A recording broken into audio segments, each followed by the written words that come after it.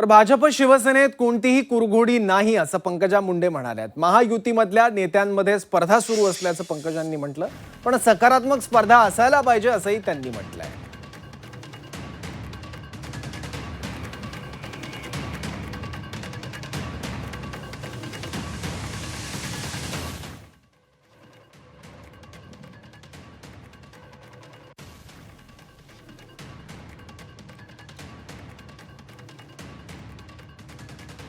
समन्वय जरी असला तरी एक कुरघोडीचं राजकारण आम्हाला दिसून येतं, विशेष करून भाजप आणि शिवसेनेमध्ये। म्हणजे पूर्वी जसं आम्हाला काँग्रेस आणि राष्ट्रवादीचं सरकार असायचं, टोपे साहेब इथे बसलेले आहेत, त्यांच्या सरकारच्या काळामध्ये सुद्धा आम्हाला काँग्रेस आणि राष्ट्रवादीची एक प्रकारची कुरघोडी बघायला मिळायची। पण आता त्याच्या पलीकडे जाऊन आम्हाला शिवसेना आणि भाजपमध्ये दिसून येते।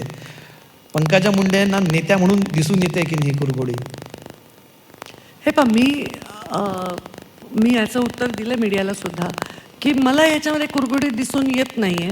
पण एक असू शकतं की 2-3 पक्ष एकत्र काम करतात, तर त्यांच्या परफॉर्मन्समध्ये एक सकारात्मक स्पर्धा असू शकते। कोण चांगलं काम करते तर ती असली तर अजून चांगलं आहे।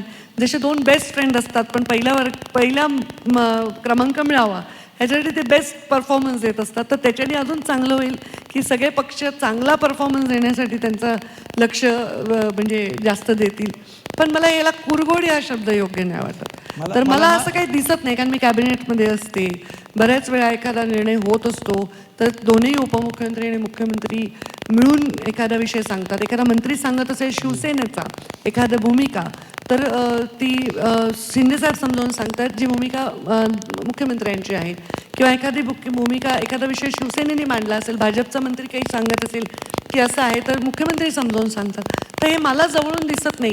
फार लांबून तुम्हाला काय दिसतंय मला तेवढ्या लांब जाऊन बघावं लागेल, पण जवळून मला असं काही खूप बिटर वातावरण वगैरे अजिबात दिसत नाही। तुम्ही म्हणतात की ना मित्रांमध्ये सकारात्मक स्पर्धा आहे, ते ऐकून मला ना ते 3 इडियट्स मधला एक डायलॉग आठवला। ते 3 इडियट्स मध्ये ते म्हणतो की दोस्त फेल हुआ तो बुरा लगता है, लेकिन दोस्त आगे निकल गया तो और ज्यादा बुरा लगता है। असं काही होत आहे का? ते 3 इडियट्स मध्ये असं आहे का तो नापास झाला तर त्याला रडू येत होतं, पण तिचा मित्र पास झाला का ह्याच्याकडे लक्ष होतं, तो नाही नापास झाल्यावर त्याला बरं वाटलं। तर ती एक सायकोलॉजी आहे, ती फक्त पॉलिटिशियनची सगळ्यांची आहे। पण मी सांगितलं मी जवळून बघते, मला असं कुरघोडी किंवा एकमेकांना मात शह काट असं दिसत नाही आहे।